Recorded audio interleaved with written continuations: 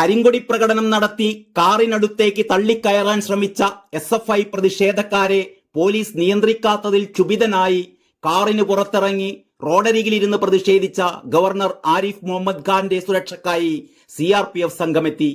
മുഖ്യമന്ത്രി പോയാൽ ഇങ്ങനെയാണോ സുരക്ഷ ഒരുക്കുന്നത് എന്നായിരുന്നു പോലീസിനോട് ക്ഷുഭിതനായ ഗവർണറുടെ ചോദ്യം. കേന്ദ്ര ആഭ്യന്തര മന്ത്രാലയത്തിന്റെ ഉത്തരവിന് പിന്നാലെയാണ് 30 CRPF ജവാന്മാർ രാജ്ഭവനിലേക്ക് എത്തിയത്.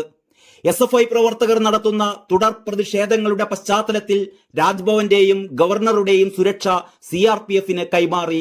Z+ സുരക്ഷാ കാറ്റഗറിയിലേക്ക് ഗവർണറെയും ഉയർത്തി ആഭ്യന്തര മന്ത്രാലയം ഉത്തരവിട്ടു. ഇതിന് പിന്നാലെയാണ് CRPF സ്ഥലത്തെത്തിയത്.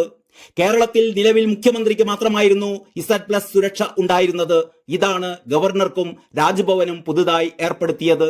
SPG സുരക്ഷയ്ക്ക് ശേഷമുള്ള ഏറ്റവും ഉയർന്ന സുരക്ഷാ പരിരക്ഷയാണ് Z+. ഈ സുരക്ഷാ സംവിധാനത്തിൽ CRPF കമാൻഡോകൾക്കൊപ്പം 55 സുരക്ഷാ ഉദ്യോഗസ്ഥന്മാരും ഉൾപ്പെടും. മുഴുവൻ സമയവും ഈ സംഘം സുരക്ഷയൊരുക്കും. രഹസ്യ വിവരത്തിന്റെ അടിസ്ഥാനത്തിൽ ആവശ്യമെങ്കിൽ ദേശീയ സുരക്ഷാ ഗാർഡ് കമാൻഡോകളുടെ അധിക പരിരക്ഷയും ലഭിക്കും.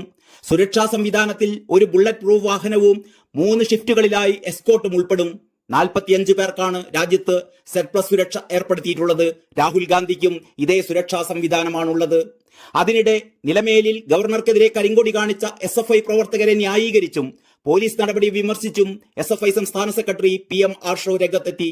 തന്നെ ആക്രമിച്ചു എന്ന് ഗവർണർ നുണ പറയുകയാണ്. ഗവർണർ എല്ലാ സാധ്യതകളും ഉപയോഗിക്കട്ടെ.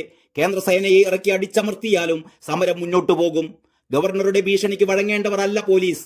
കരിങ്കൊടി പ്രതിഷേധക്കാർക്കെതിരെ 124 ചുമത്തിയതിൽ വലിയ വിമർശനമുണ്ട്. അത് ചുമത്തേണ്ട ഒരു സാഹചര്യവും ഉണ്ടായിരുന്നില്ല, ആർഷോ പറഞ്ഞു. SFI കരിങ്കൊടി പ്രതിഷേധത്തിനെതിരെ നിലമേലിൽ റോഡരികിലിരുന്ന് ഗവർണർക്ക് പ്രതിഷേധിക്കേണ്ടി വന്ന സാഹചര്യത്തിൽ ഇത് തീക്കളി ആണെന്ന് മുഖ്യമന്ത്രി മനസ്സിലാക്കണമെന്ന് കേന്ദ്രമന്ത്രി V മുരളീധരൻ മുന്നറിയിപ്പ് നൽകി. ഭരണഘടനാപരമായ ഉത്തരവാദിത്തം പാലിക്കുന്നതിൽ ആഭ്യന്തര വകുപ്പ് പരാജയപ്പെട്ടിരിക്കുകയാണ്. ഗവർണറെ കായികമായി ആക്രമിച്ച് വരുതിയിൽ കൊണ്ടുവരാനാണ് ശ്രമം. കൊല്ലത്തെ സംഭവം പോലീസിന് മുൻകൂട്ടി അറിയാം. വേണ്ട മുൻകരുതലുകൾ എടുത്തില്ല.